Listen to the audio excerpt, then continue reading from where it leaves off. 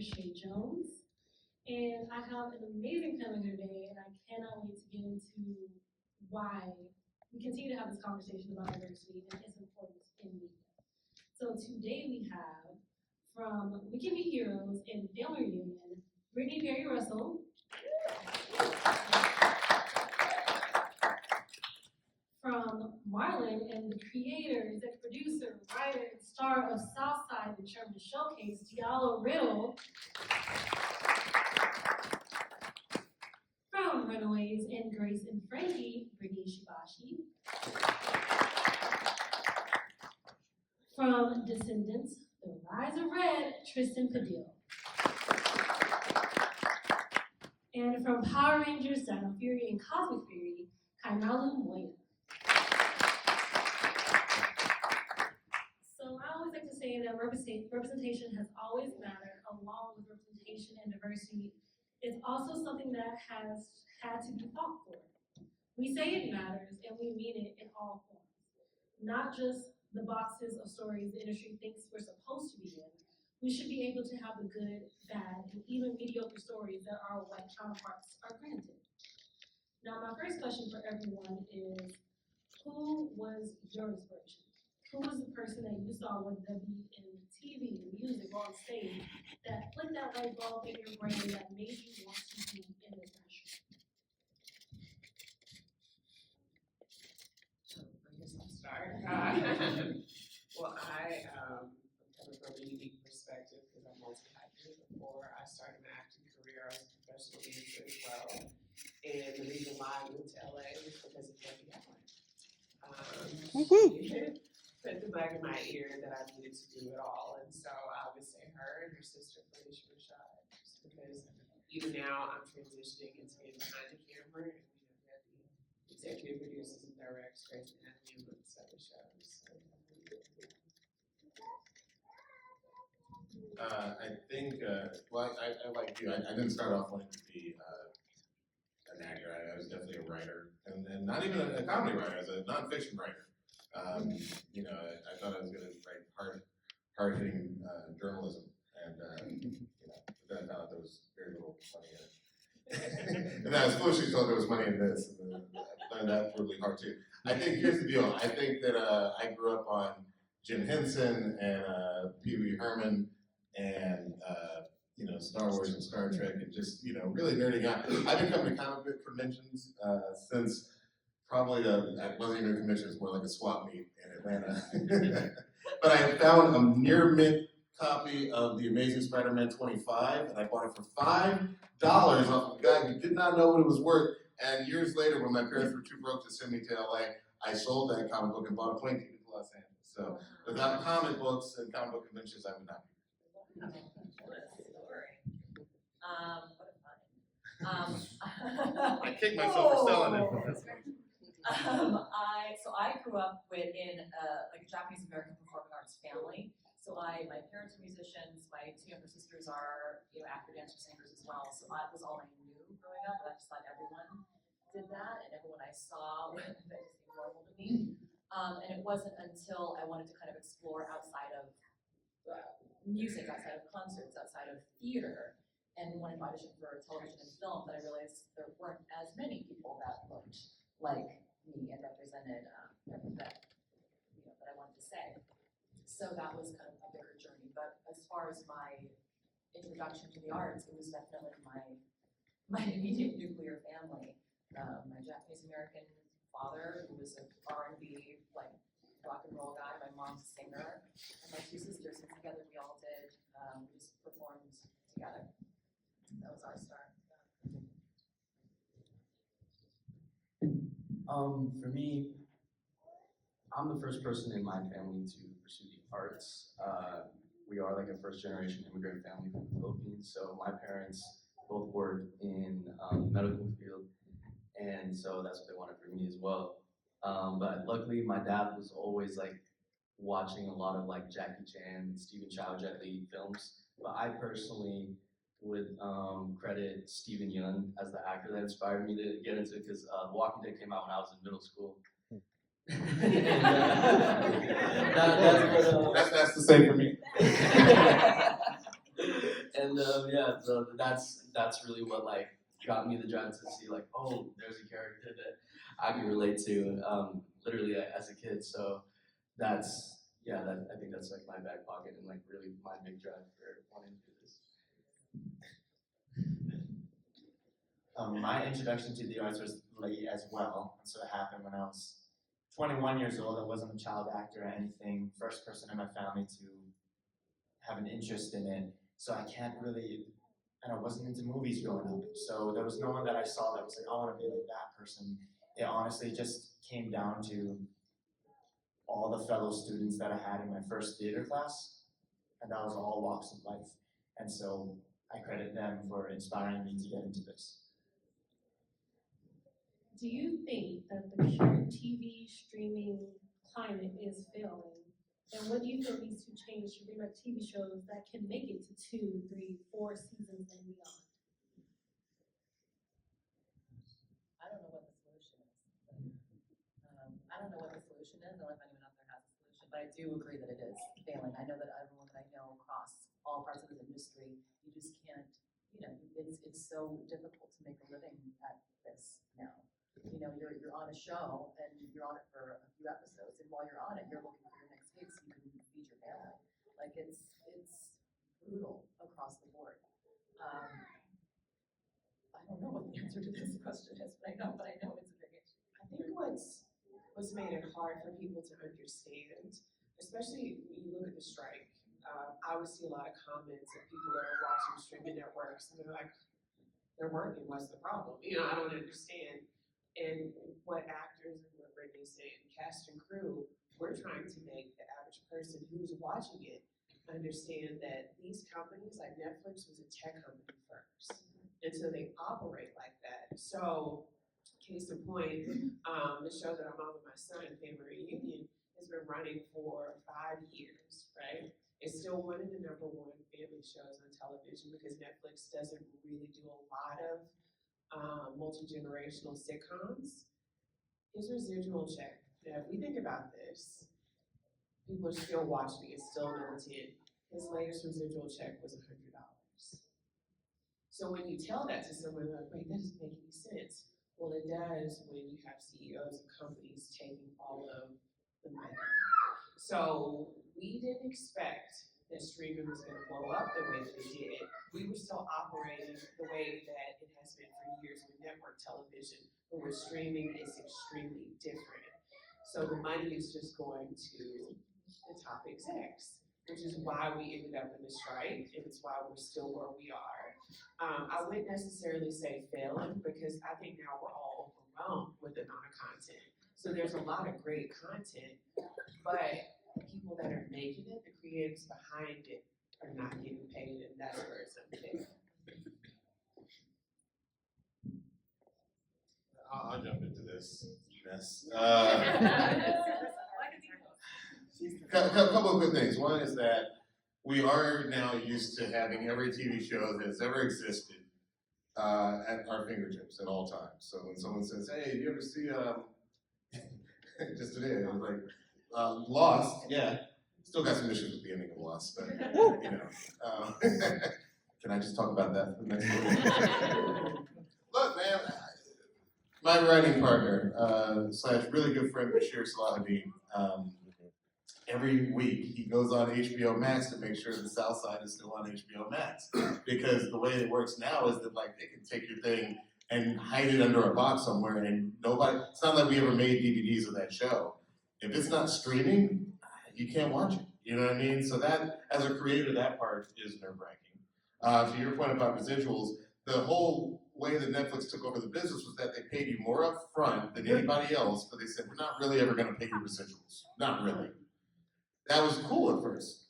But then over time, like let's say, Netflix was paying here and everybody else was paying here. These people give you residuals, this one doesn't. Over time, Netflix kind of worked them fees on down to where they're basically where everybody else is, and they're not paying residuals.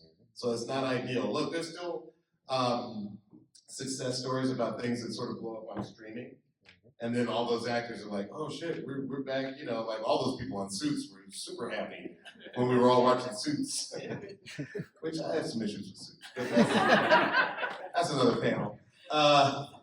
I think we have to like figure out how to navigate these. One other thing I want to say, I realize I'm being verbose. The industry in general, there are so many shows, like you said, we're overwhelmed, and yet production is largely moving away from Los Angeles. And so now you've got people who have Los Angeles standard of living, home prices.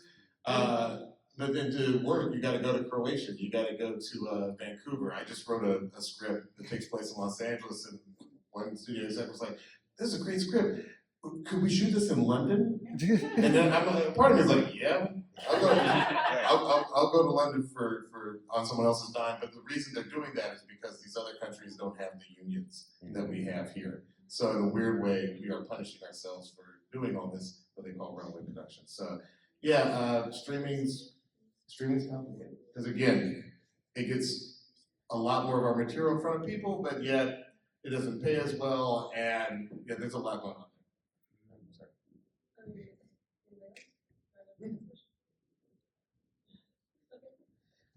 So my next question is,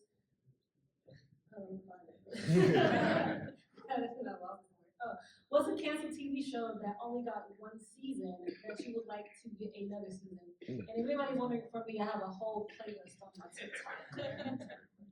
Canceled TV shows that we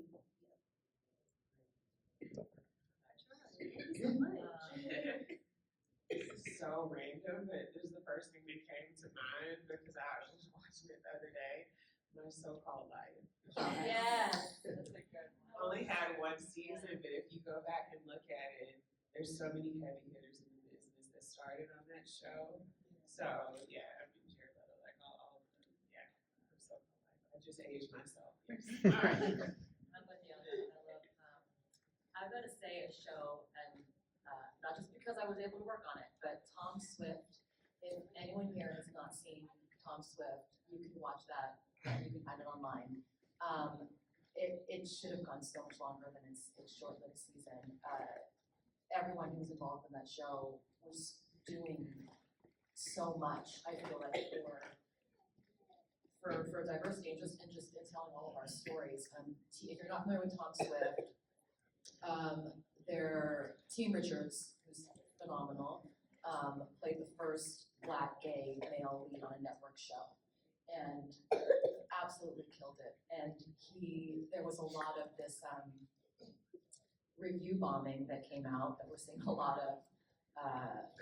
Yes, yeah, and just destroying the show for very short-sighted, blind, like hateful reasons, and it's a shame because it was so beautifully done, and what the showrunners, like what Cameron Johnson, what Melinda Sue, what all these showrunners were trying to do and say, I feel like should have been given a much larger and longer timeline and platform. But you can still watch it. It's a great show.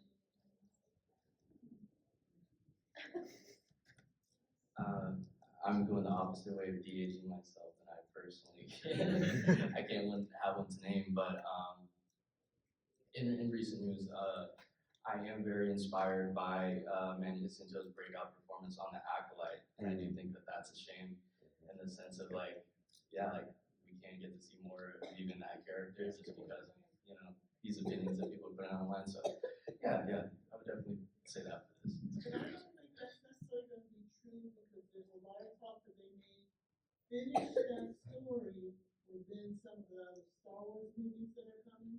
Oh, that's Yeah, so. okay. Hope. Yes. Love it. Yeah, he was good. He was very good.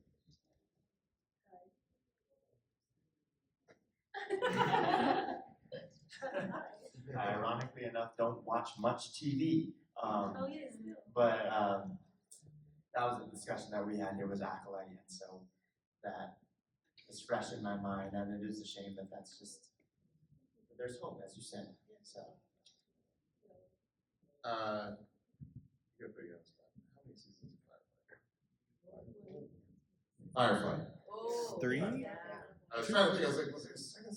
No, it was that one. What? And it was shown out of order. It was. So I grew up, and so his father is my brother, but we're 21 years apart, so this is the closest thing to like a traditional brother that I do have. And we watch everything together, and anytime I have any kind of question regarding almost anything science fiction, comic book, movies, anything, I'm like, so how many seasons of Firefly? It's like one season. It's my go-to guy. My go-to guy. We're actually building a TV show. I'm not gonna jinx it, but I'll just say the world of comics, right? That's the safe way to say. And we're getting ready to take that out to market pretty soon. Right.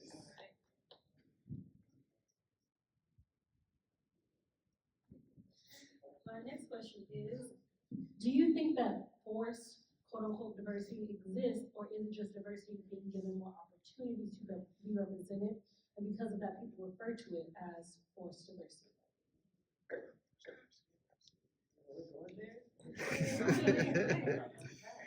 So I think that's still a very great situation because with some projects it is forced.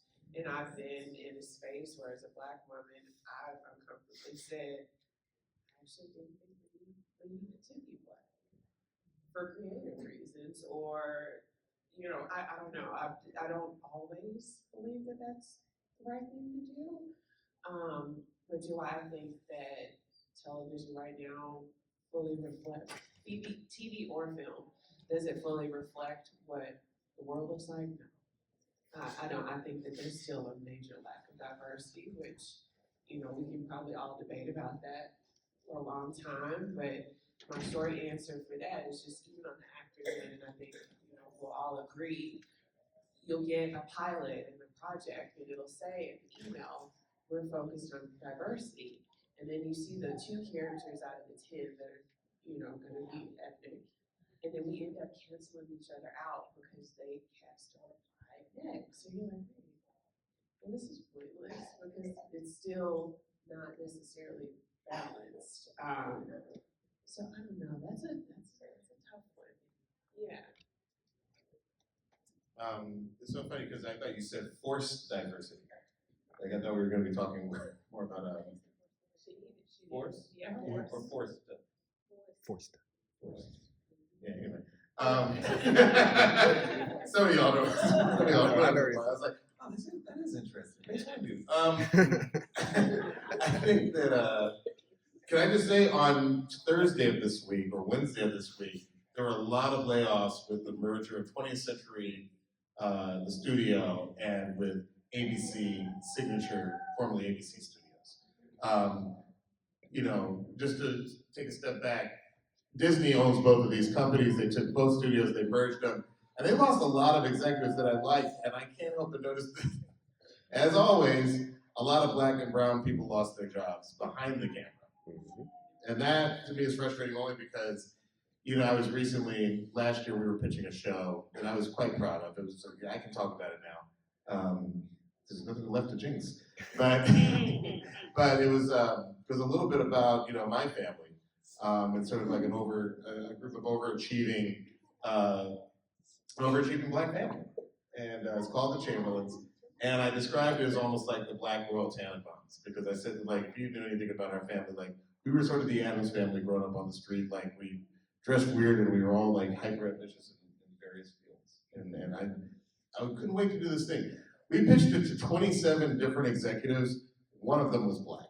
And so when I'm making a joke about how the father printed up all these T-shirts that he didn't know what to do with them, all these T-shirts for the 1984 Jesse Jackson presidential campaign. Like, I think this joke is funny. I'm like, so he had all these Run Jesse Run T-shirts printed up.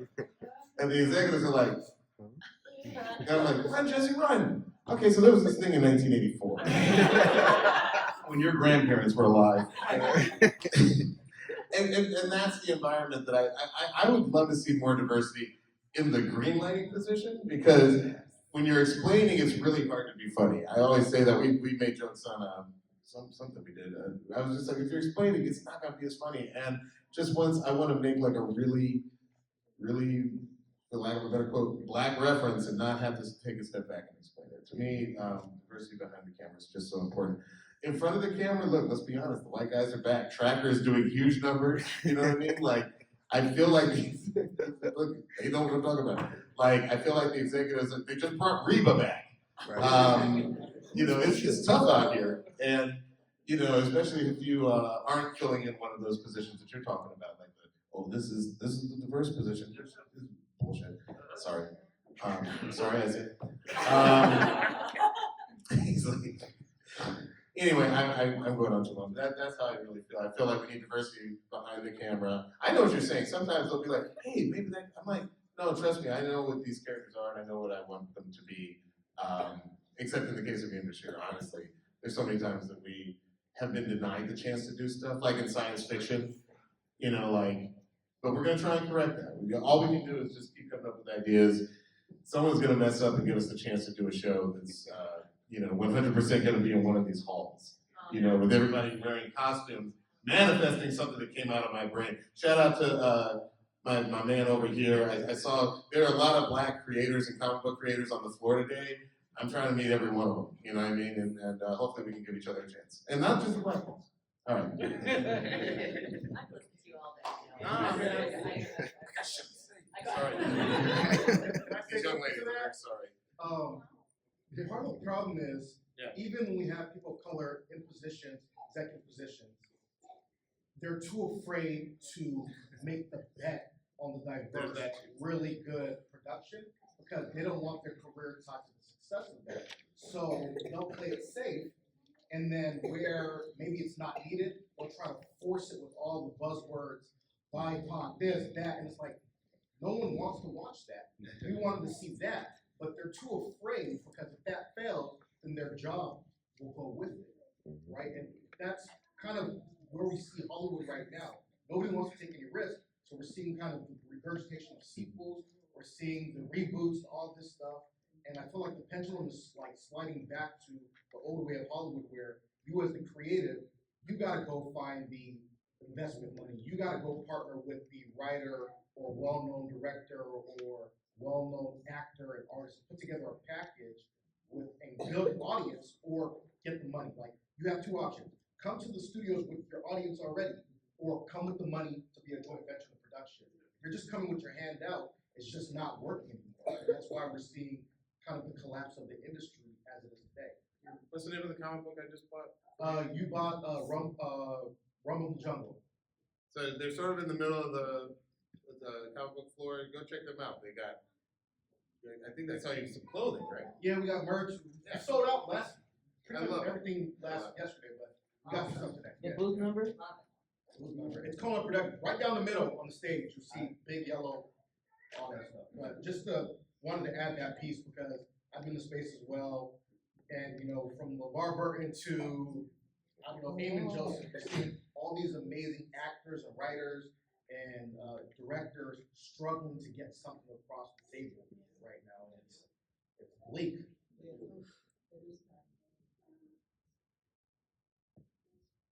But we're hoping. Anybody else on the other side want to answer?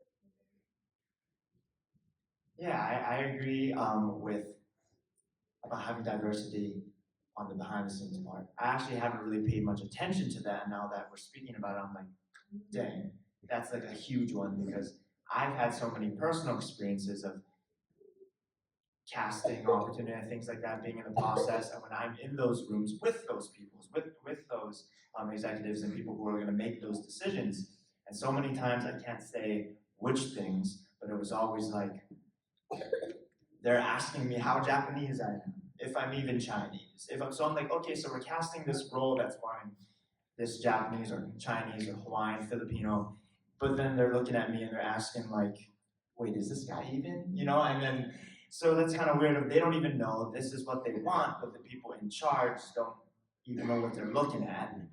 And even some of the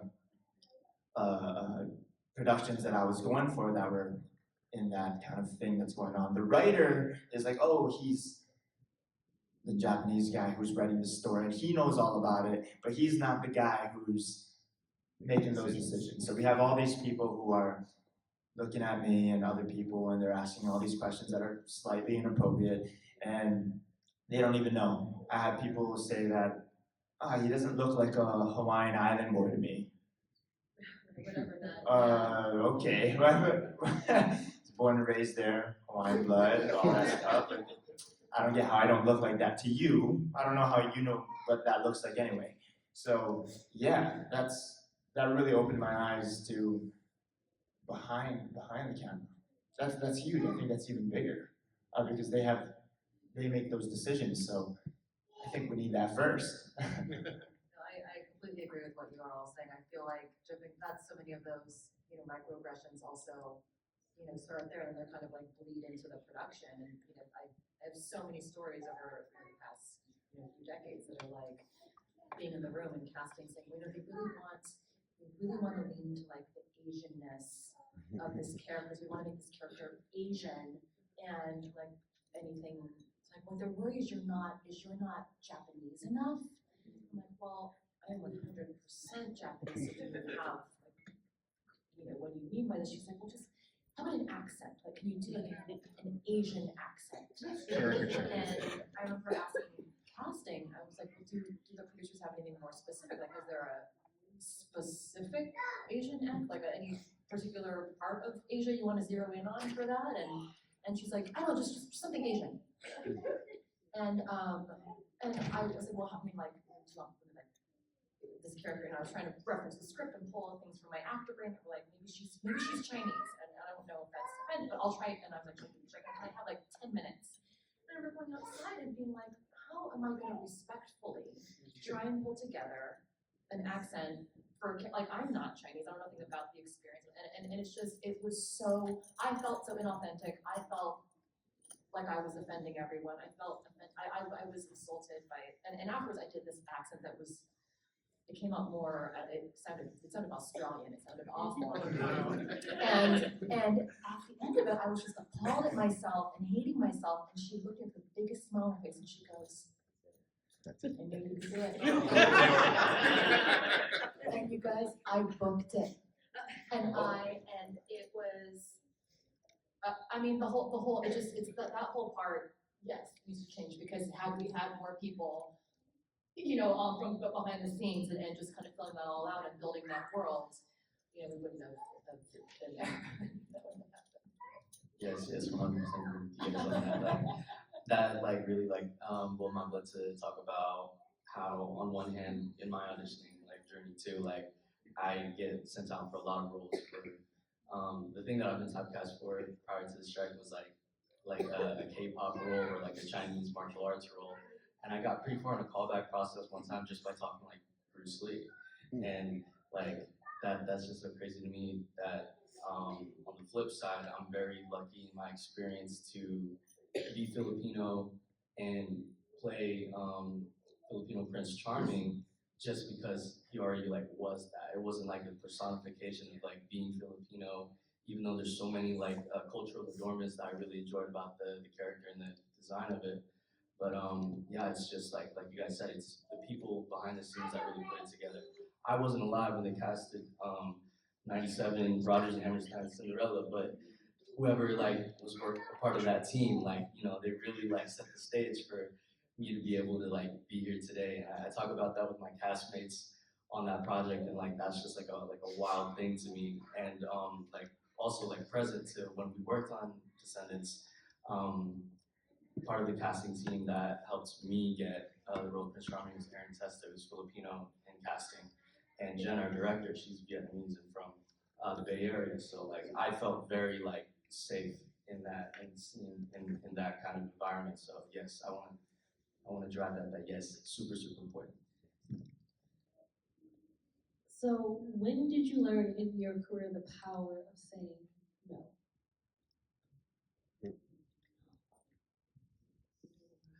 That's a great question.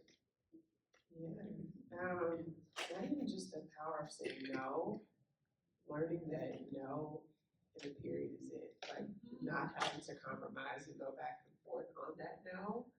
I'm sure it's gonna be like other people on this panel is when you first started really dealing with microaggression or people not really understanding, what you bring to the table.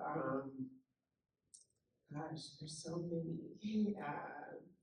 But I say it was very early on in my career, and even for me now, it's with my agents, don't even, you know where I stand.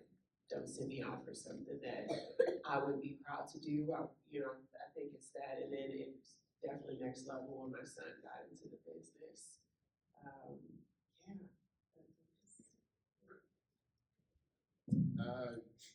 Real quick story.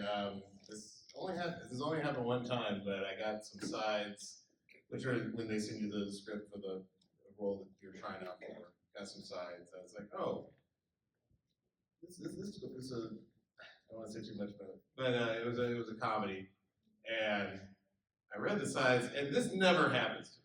I mean, like I hard to offend me. I was literally offended. It was a period. It was a time traveling piece, but the character that I would be auditioning to be was, during slavery, and there were some jokes in there about his sister that I was just like, this is fucked up, and and I was immediately like, I was like, well, maybe the writer is black and he's trying to be edgy. I was like, oh, what writer? What the hell? Like. But I told my agent, I was like, I'll take the audition. So I go to the audition, and I intentionally did a bad job because I got up there and I said the line with no comedy. I was like, I wish I could remember what the line was, but I just said the line like this with no comedy on it, and just wanted them to hear what nonsense they had written, and I was scared because there's an audition camera. There's always a person working the camera, and it was writer was here, and they have I don't know maybe a PA or something. Like I just made terrible eye contact with that PA the whole time. It's like, and these were the words you decided were worthy going into your goddamn script. That's how I delivered it. And then they're like, okay, that was one way to do it. You guys, what if he's having more fun with it? I did the exact same way again. Sometimes. You do have to say no. What was weird is that a buddy of mine got that role. And if you know this person, it's not Michigan, let me be very clear. If you know this person, I'm like, how did he do the audition? He got the role on that show. Now the show was short-lived, you talk about a one-season show. And I intentionally watched the first episode because, when you're going in for a pilot, I'm just like, there's no way that none of those jokes were in there.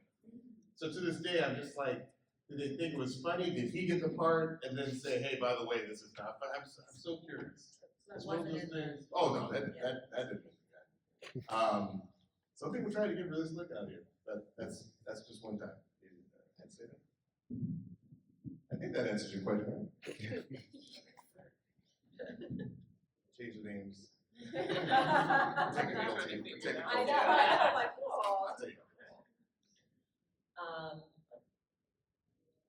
No, I was gonna ask him, what was the genre of the show? Because you said that you was auditioning for Single cam comedy. Yeah, I'm Single like camera a slave comedy. making jokes. What? Was a slave making jokes? No, I think, yeah. I'll have to go back and check. I think what it was that there's a guy and a girl. I'm not gonna end up saying too much. Google. Too much. Let me think about it, and I'll tell you probably. But we'll figure it out. Check your NDA. It's not worth it. Listen, the show flopped. Okay? It's not worth figuring out. All those people went on and did something else, but what was sad is the premise of the show was actually kind of cool, and I love time traveling. Earlier today we were just talking about Doctor Who and Time Lords, and not above a conversation about that, but when handled, it was not timeless. Let me be clear. It was also not that show Timeless, which I think started off pretty good. Admittedly, I'm one of the viewers who fell off, and then I was like, oh, Timeless, 2 seasons are done. So it wasn't Timeless, but we'll figure it out. All right.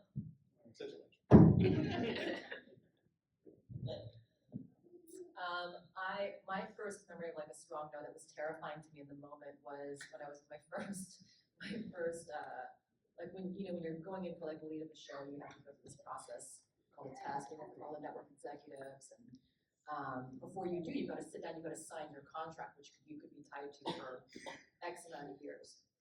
And it's hard when you're just starting out the business to not be like, oh my God, my life's going to change overnight. It was one 5-minute moment, and I was so excited, I didn't care. They could have, paid me in donuts and coffee, and I would have been so excited to do it. And my manager had to tell me, he's like, I know what they're paying the other leads on the show, and it's supposed to be all the recommendations like all the same, but these other actors who are white or some, or that were male, like everyone was making more than what they were offering me. And he said, I recommend we pass. I think you have to say no. And I was like, are you kidding me? Like this could change my life. Like I just want to work. I just want to get it. And he was like, just trust me. He's like, you've got to just believe in yourself and your strength, what you were bringing to this show, to this world. And you've got to say no. They're gonna come around. And it was terrifying. Like you got to be ready to walk. You just got to be ready to walk away. And there's power in that. I didn't want to do it. I was like, I'm gonna walk right into it. And he was like, no, you need to. He's like, just trust me on this. And sure enough, it worked. I said no. They would have to be like, she's not. It's insulting. And no, thank you. And they came back and ended up paying us all the same. But there was a period of like 12 hours where I was like, what did I do? My chance is gone forever. But there is power in that. I know you're working what you bring to it and not gonna be like, okay, well, thank you for the opportunity.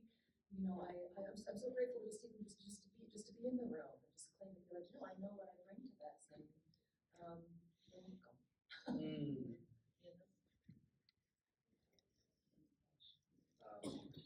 Learning to say no is something that I'm actively learning just recently, like this year, and I can't really get much into it. It's more so on the internal side for me, but it definitely comes from this aspect of like, specifically when it's not like, auditions or projects or characters that like actually like fit me. I think, I'm learning to side with my personal integrity in order to say no rather than like impress. So that's something I'm going through. Yeah, I learned to say no recently, probably in the last couple of years, and it's been great. Integrity, that's a great word. And learning to say no can be scary, like how you said, it's so scary, but it's been empowering for me to be able to say no, even to people on my own team. Saying no to them, that's probably even scarier in my opinion, just not wanting to disappoint them. So yeah, I just learned to do that, and I've said no a few times in the past couple of years, and I'm happy I learned to do that. I just thought about something when I heard you talk, Brittany. That's probably the same for me when it came to negotiation. But another thing that's been talked about a lot recently with Black female actors, and this goes back to what you were saying, Diallo, having more representation behind the camera. When we say behind the camera, most people think about directors, producers, but hair and makeup is a big issue. And I think I had to really start sticking up for myself when I would sit in front of a makeup artist and she only had 4 shades and it was nearly close to my color. And you get scared when you're on these sets because you're right. If you don't make someone happy, you're gone no matter what. So, we've all, I'm sure all of us at some point have been scared to stand up for ourselves, and with hair and makeup, Black actresses always deal with it. Like we have this ongoing joke about how we secretly bring our makeup and our hair products, and then we go into the trailer and we fix it and come back out. Yeah, so I think now, and that was the great thing about the pandemic and about the strike, I think we're all starting to realize closed mouths don't get fed. If we don't stick up for ourselves, no one else is going to do it because this is a business first. I think oftentimes we kind of forget and think that our agents care about us, our managers, and they do to a certain extent, but it's a business first. And yeah, I was just thinking of that negotiation when it comes to yourself. I Yeah. don't have to tell you how big this is. I'm in Long Beach. The woman that did my hair can't get her anymore because she got the house. Yeah. And she can deal with people with locks. She can deal with people with natural hair, and she does a little bit of makeup too. Mhm. So I haven't seen her. Because she's easy. Yeah, because we finally started sticking up for ourselves. We look at Taraji in The Color Purple, she wasn't playing. We all knew her story. So. My next question is for my two lovely Brittany's on the panel. As a woman of color, have you ever felt in this industry that there are times where you're not as supported as your male counterparts, or even protected in the same way?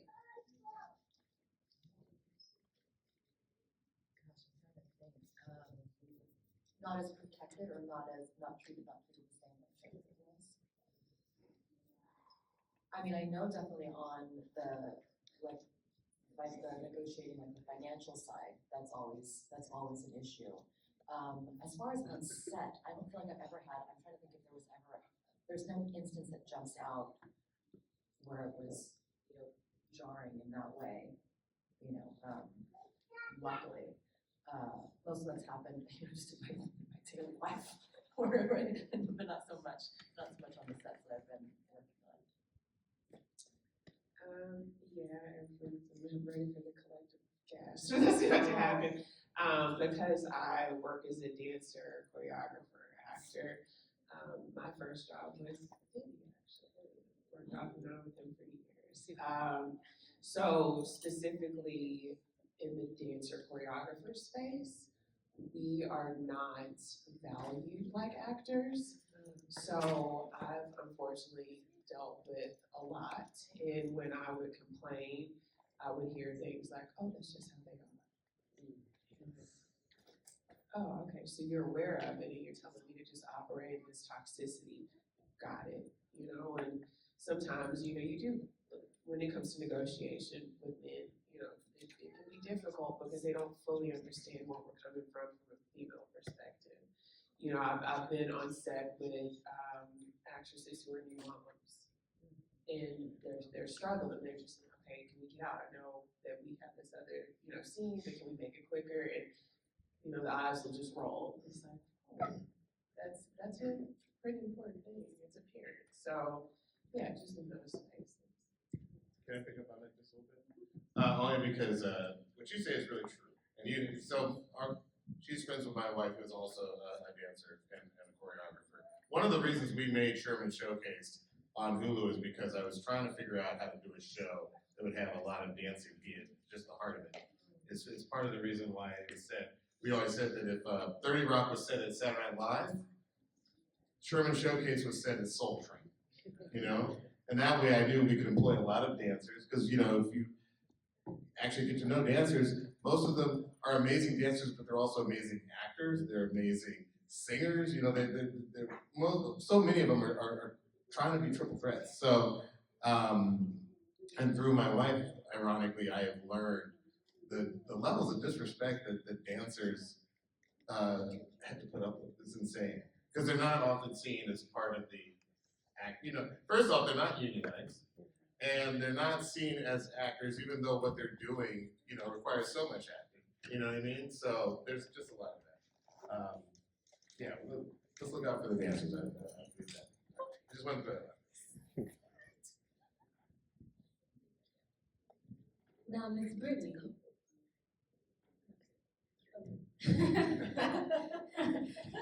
Miss Brittany, how was it to portray Tina in Runaways, and did it feel as if you were breaking stereotypes with this character? I love Tina Bernardo.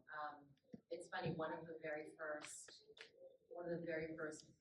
interviews I did for Runaways, not with Chae, but with someone else, they asked me. They said, no, but they said, how does it feel playing the spirit of the dragon lady?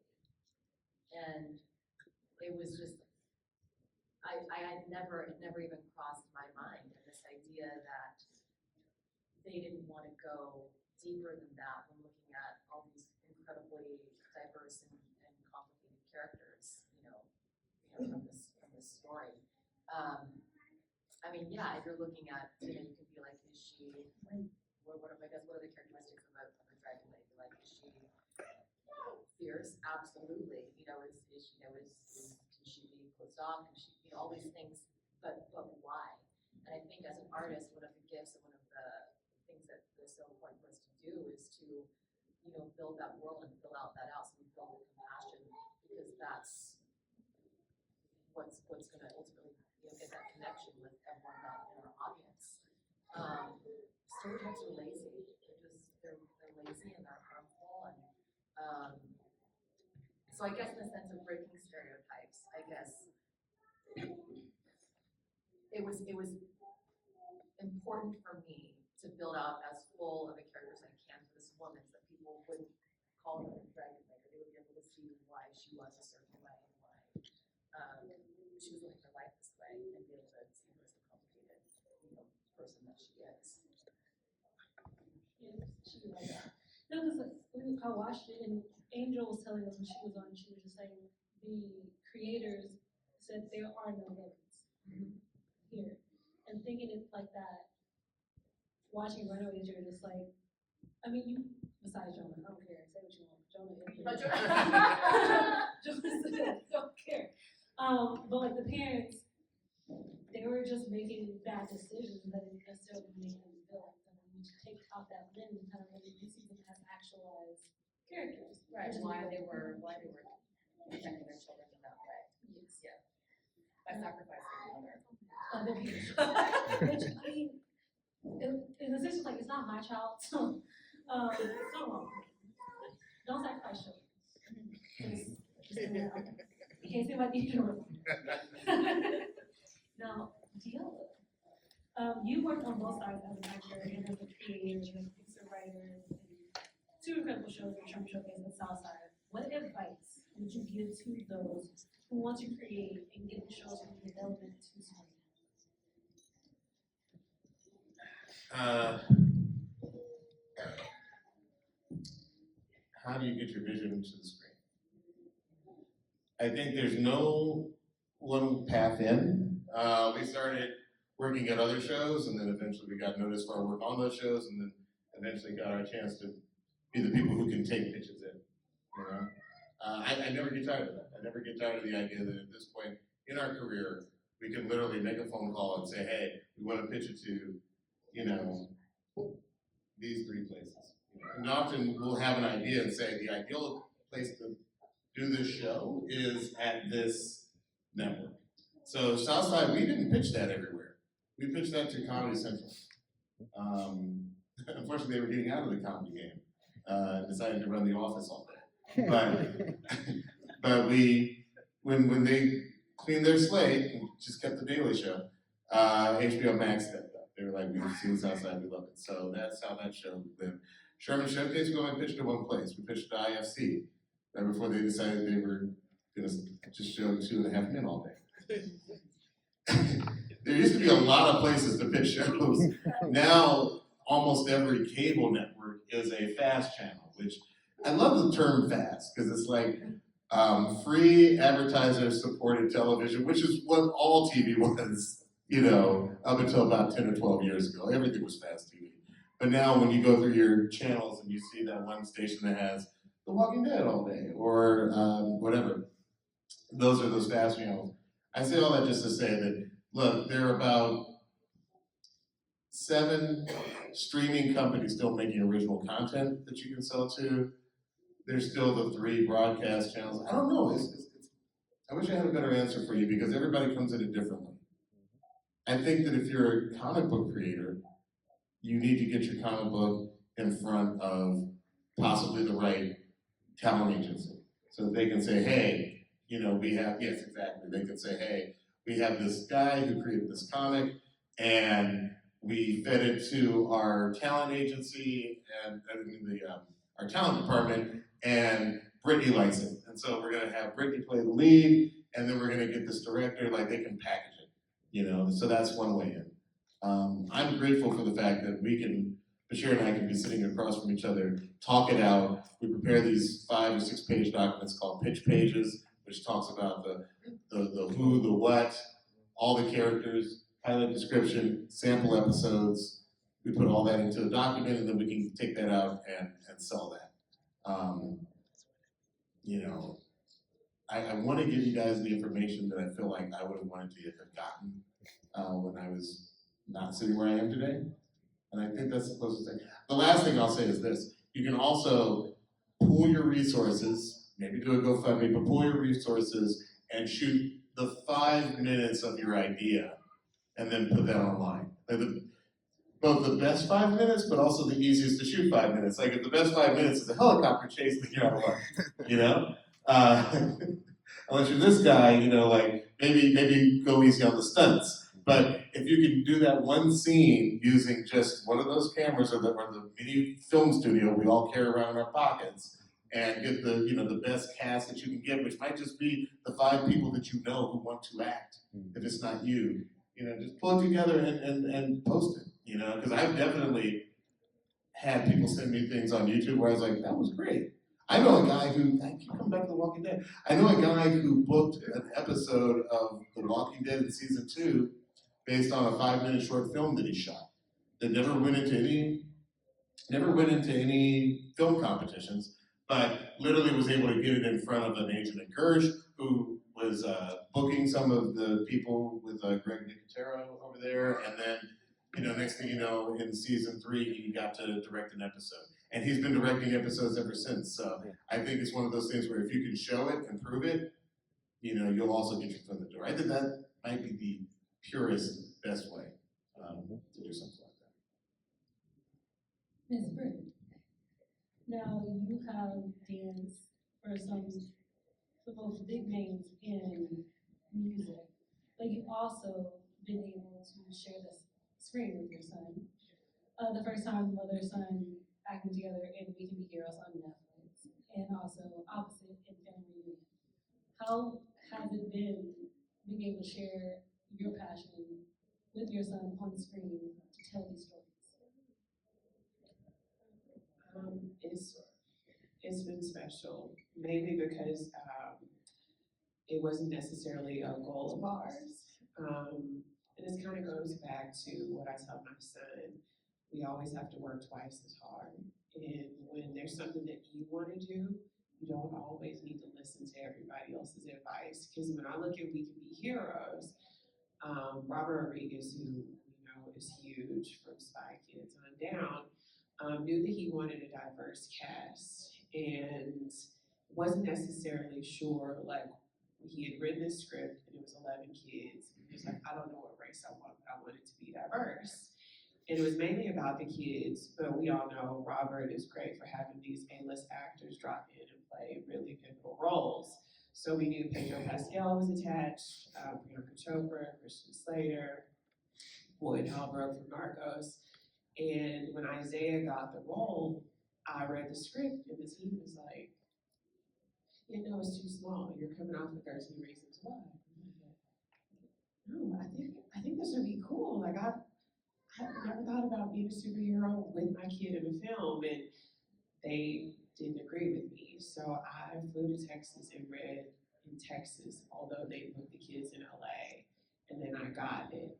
And my agency and my management team was like, oh, when it was #1, and it's actually, I think Forbes just put out a list with Netflix. It is the #6 most watched project in Netflix history. That was a lot to get out of Netflix history. It is still one of the #1 projects. So, I mean, the cherry on top was also, you know, we broke the record. There's never been a Black mom and son play superheroes that were real life mom and sons. So that's pretty cool. But yeah, it just kind of goes back to, I think a lot of the times, and I tell my son this all the time, we wait on permission to be great. We wait on someone to validate it or someone to understand the vision or the dream that we have. And I think that that's something we can no longer do. And I love what you said about getting out there and just being creative instead of waiting. That's pretty much, we now have a production company where we just deal with our new film. We were like, you don't get it, it's great, it's great. And we were just constantly pitching it. We were like, I don't know. And then it was like, okay, we're just gonna start showing friends, actors that we know, and get a name attached. And now we'll partner with Anonymous Content to do it. So yeah, I think it's just one of those things now where we gotta start helping each other out. And you do that by being vocal. You know, for anybody who's an audience, you're sitting here listening to someone who's a successful writer, producer. So the moment this is over, get to know them. Ask all the questions. I love the laugh. Nobody ever feels like they're really successful. You know what I mean? True. Yeah. Yeah. All you want is like, I was there for Quinta. I was there, when Issa was, me and Issa just had scripts. I remember 2007 meeting Diallo Riddle for the first time. I've seen what success looks like. It looks great. And but at the same time, the streamers have to be able to actually market your show. I get so frustrated when I hear people say, "Yo, I love Southside." I'm like, "Thank you." Like, I feel like some of our shows would have been great if they had been promoted differently, but the degree to which people have not heard about our shows, so if nothing else, please watch Southside, please watch Sherman, and tell people about them, because we put a lot of hard work into those shows. Thank you. We were already watching Power Rangers, so you don't have any work to do. Tristan. You played Teen Prince Charming in Descendants, the Rise of Red, and playing the younger version of Paolo Montalban, and who is the first Asian Prince Charming, and still is the only first Prince Asian we've had on Disney to this day in a movie. What was your experience like for you to step into this role and meet Paolo and Brandy? Oh man, definitely a lot of like nerves, and probably my first time like being starstruck upon meeting people. But what was very special to me about meeting Paulo was that like he's so like already like like very humble in his own way, so like he really brought it back down to earth for me in terms of like letting that feeling pass, and we've actually got to have like a lot of valuable conversations on like I guess his perspective on like what that role really meant, like still like years later. Like he shared with me that like the social media age nowadays really shows like the instant feedback of like what this means to people versus him. Like he took him like close to a decade to be approached on the street and be like, oh hey, I watched you when I was a kid. So I think that's something like really special about being on like his coattails like for this like kind of role. And as for meeting Brandy, like definitely starstruck there, and actually like a little awkward. I'll share a story where I was on set out of costume just visiting, and it was Brandy and Paulo's like first work day, and they came in around lunch where I just happened to be in there hanging out with Morgan, and she was making TikToks, and then there's Brandy. Morgan already met Brandy, so she didn't really like. She's like, oh, you should go meet Brandy. So I walk up and introduce myself, and I was like, hi, Brandy. I really wanted to introduce myself. My name is Tristan. It's so nice to meet you. She's like, oh, it's so nice to meet you too. Yes. And then we just held very strict eye contact. And I was blowing my. I was like, well, it was really nice to meet you. And she was just like, nice to meet you too. I walk away. She goes back to eating lunch, and then I just feel terrible. But apparently people around set were just like, oh, Brandy's just like, she actually does keep to herself. But I felt it. But no, she was honestly very sweet. I ran into her later on another filming day and stuff. But that was my initial impression of meeting her. Did you watch the 1987 Cinderella version before you booked, or did you? After I booked. My mom watched it, and so I was putting a lot of pieces together on. I didn't know I booked Descendants when I booked the role. I just thought I got a role as Prince Charming. I was learning more about. I was like, oh, this is Descendants, it's coming back. I was like, oh, that's so crazy. And then I go further into it. I'm like, wait, the casting call for this character initially was, they were looking for a blonde Caucasian guy to play the role.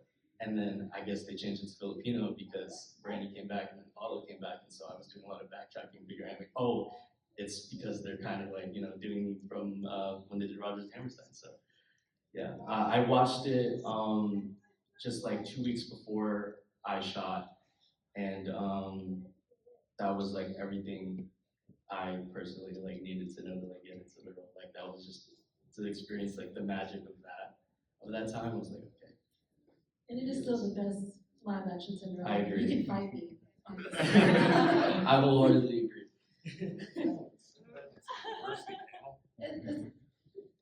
I mean, it's only violence if you think I'm wrong.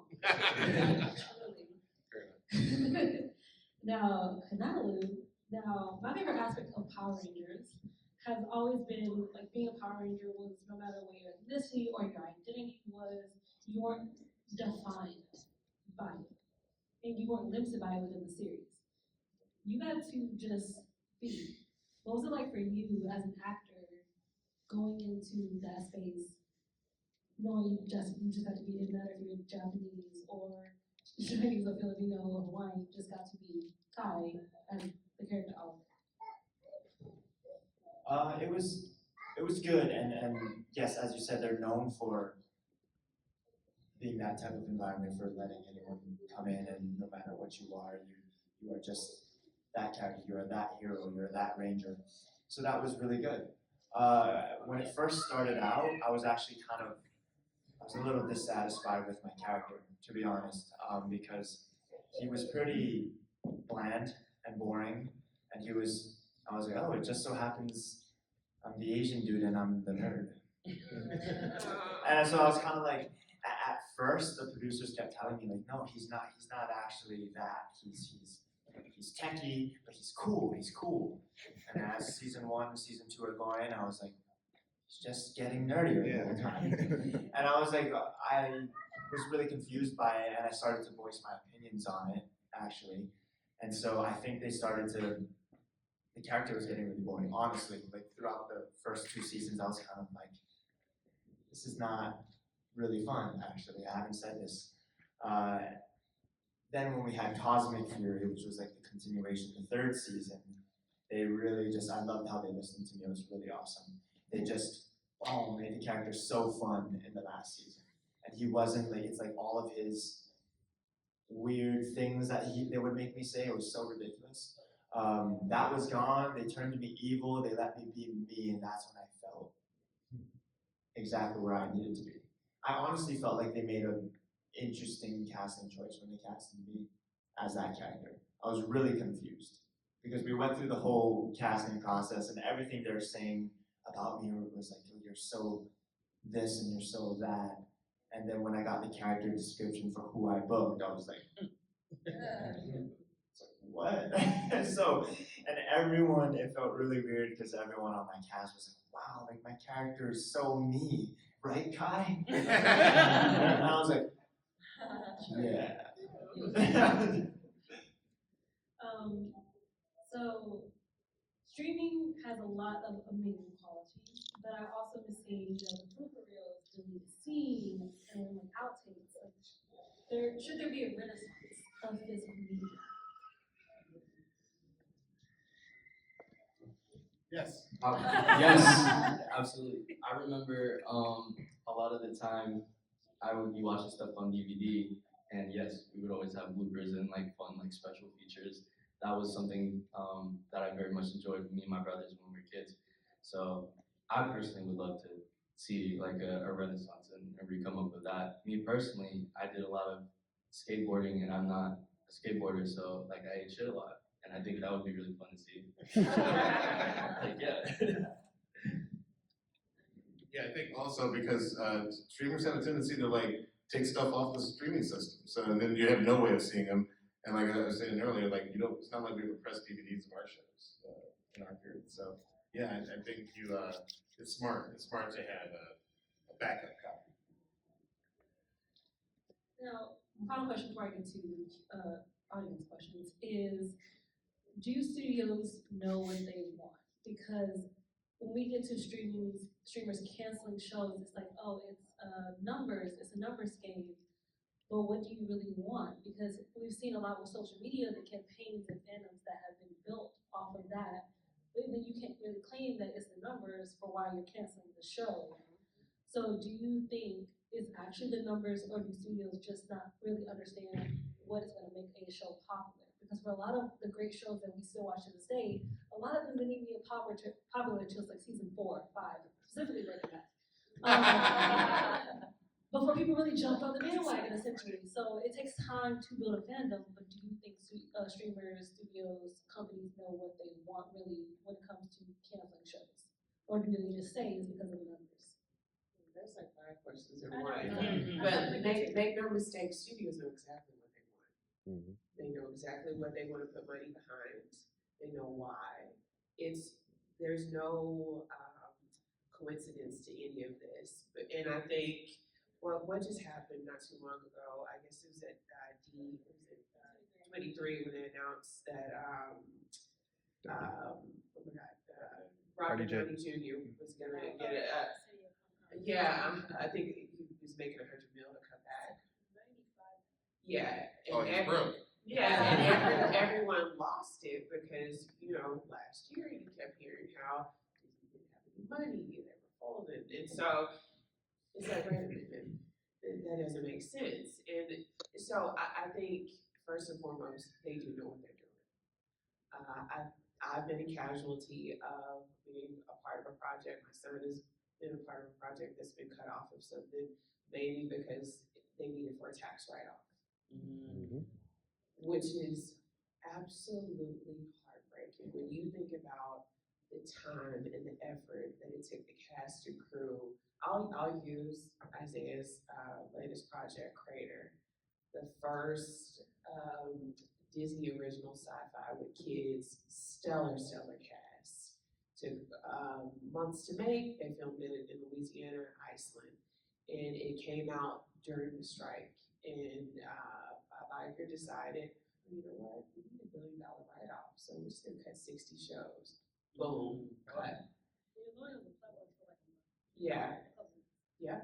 And so, there were so many actors who were just absolutely devastated because that's how you eat. It's not necessarily the projects that you're on, it's the residuals. So again, it's not that they don't know, because they have so many moving parts. They're reading the comments, they know these things. Like you look at Marvel, you're like, oh, I don't want this, I don't want these reboots. They see it, they don't necessarily care because I don't think that people understand. Again, going back to even to Netflix, it's a tech company first.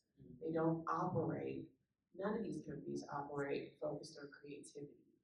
That's not what this is about anymore. And that's the biggest thing that makes this all so unfortunate, because that's where the lack of inspiration is starting to come. It's just more of the same. And what's happening now is you're seeing so many people like, okay, you know what, well, I'm just not gonna do this. I'll go on YouTube and watch new shorts or independent films that I've heard a lot about. And they're just finding other ways to get that feel because it is becoming such a money-driven thing. So I don't know. There's a lot of questions, but I want people to know they do know exactly what they're doing. Because there are a lot of shows that have come out with minority leads that got no promotion, and then they come out and say, "Oh, well, the numbers didn't do well." No one knew it was on. That's intentional, unfortunately. Here's my frustration. Like how every time, anytime like a black woman or an Asian man like gets to be the CEO, and like they do a bad job, and then it's like, see, DEI failed. But then like Elon Musk, $44 billion in equity, right? And $44 billion purchase, and then you see where X is today. No one's like, no more white CEOs for the next 20 years. Like that doesn't happen. So I think I love that. I think we should be judged on individual performance. But here's another thing I'd point out. Crater was great. How did I not realize that was? I did not realize that. And I know you guys, and so kudos. And I think that it is so the Batgirl scenario. It's so depressing when you put all that effort and energy. Because both these shows tested well. They tested well with audiences, but you still got the Flash after the whole criminal spree. Yes. Make it make sense because directors are at a wedding. They know what they're doing. Directors are at a wedding and they took them off access. They were at a wedding in the Middle East when they found this out. They didn't know they no longer had access to actually getting the video footage. Yeah, that's all the shows. When that happened last year, we took off the 60 shows. No one knew.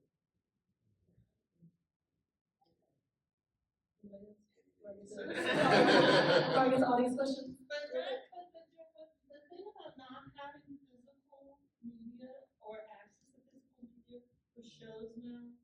is a problem. Because something like this, they got, welfare country got DVDs. But after that, all these other black shows are not getting DVDs. And that's not good. And some of them are showing up on YouTube though. Before then, they didn't get DVDs.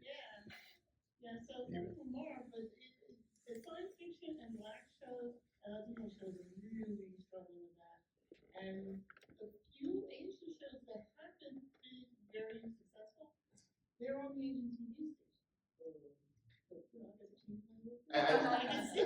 I think we should all buy. I did $20. I bought like the tiniest Sony DVD player, you know, to hook up to my system. In part because I wanted to watch every episode of Star Blazers, which was a show that I grew up with. Again, your grandparents might remember it, Tristan.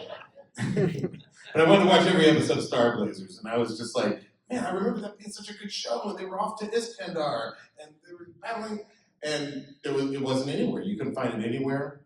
So yeah, I think you're right. I think that the fact that from the iTunes store era, every time you buy something digitally, you're basically buying a license, which can go away, which sucks. So I do think that, you know, I don't know who we got to talk to, but we have to preserve these things, because otherwise, you know, you're just not going to have access to them, you know? And it's tough. But when you doing Sherman Showcase, are you getting DVD license?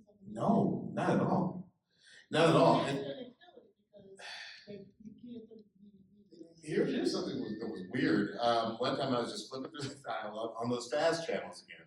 Because I'm a sucker for Unsolved Mysteries. I think I've seen every single episode of the Robert Stackhouse Unsolved Mysteries. Because I'm just like, because now they have updates. Like a lot of them have been solved. So it's like little chunks of Dateline, you know. But I saw that I was like, wait, they're doing a Sherman Showcase marathon on IFC's Slightly Off channel. You know what I mean? And so, I wish I had known. I would have gone on social media and be like, hey guys, if you want to watch Sherman Showcase and you don't have a Hulu subscription, you can watch it on this fast. You know, like, I just feel like the fast universe is just so vast, and there's just, you don't know what's on. You just kind of have to luck up and find it. No, there are no Sherman Showcase DVDs. The part of it, of physical material that I am proud of at Sherman's is we have a piece of vinyl, a 12-inch, which has the soundtrack. You know, everything from Drop It Low for Jesus to Time Loop. That's on a record label, so that will exist conceivably forever. So, but I agree. I think about that a lot. Like, you know, what happens when, for whatever reason, you know, a CEO decides to take any of our shows off the air? We don't have much power there, but at least if there was something physical, you know, you could still say, hey, people. And by the way, that pays the creators, and that pays residuals on the actors, because that type of material is covered. So. I still have my VHS player. I love that. So we only have a few minutes left, real quick before we have to wrap up. So are there any questions from the audience that they want to ask? Carrie. This question is directed at Diallo, but anybody can answer. I am from the south side of Chicago. Oh, what part? I'm from 83rd and Halsted. No shit. Yeah. Come on. Right. 82nd and Emerald. Oh. That's where he's from. Go ahead. Very nice. Yeah. So no, I love the show, and I feel like, is there any challenges that you guys faced, sort of, I guess, expressing a specific subset of diversity for what you're doing, i.e., not only Black people, but Black people from the south side of Chicago, which is a sort of specific subset to me, very much so. So does anybody have any?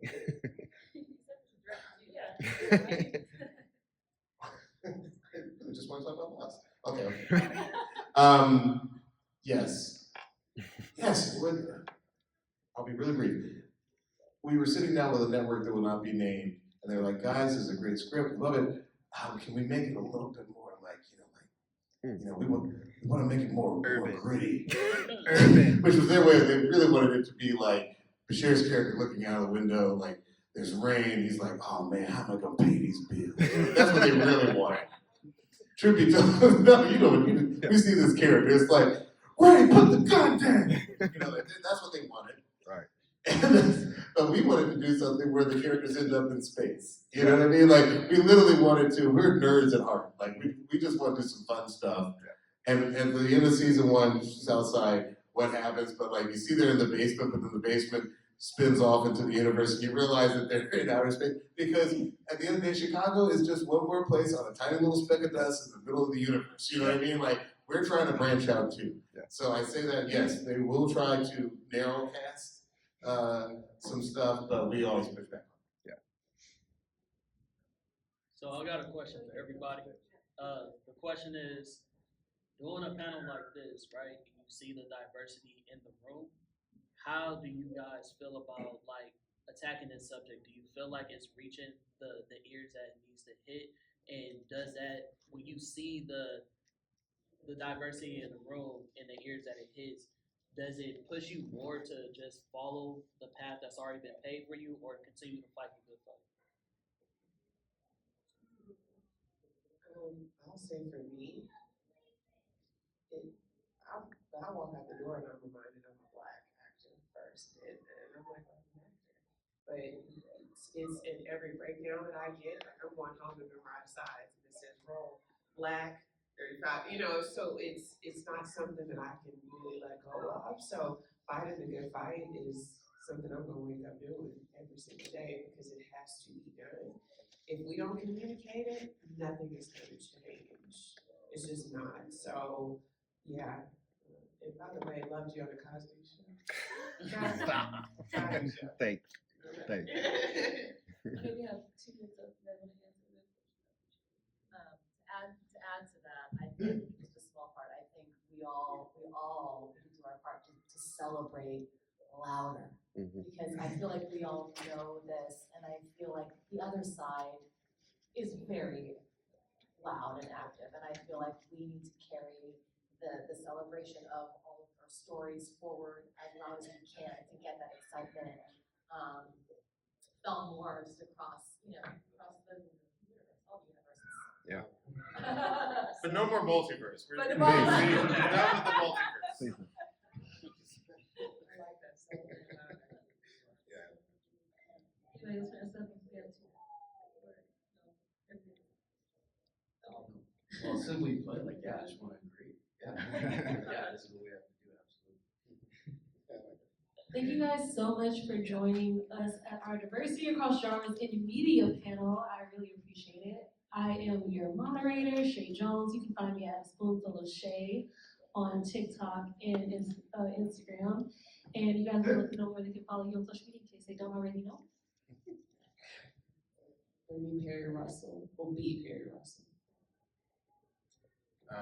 At Diallo, Diallo. That's it. You'll see a lot of podcasts. I do a music podcast with my buddy Luxury. It's called One Song. Every episode we break down one song, how it's made, who made it, what it sounds like. We have the bass line, the treble, the snare, and what legacy left on the genre. That's at Diallo. Yeah, yes, I do.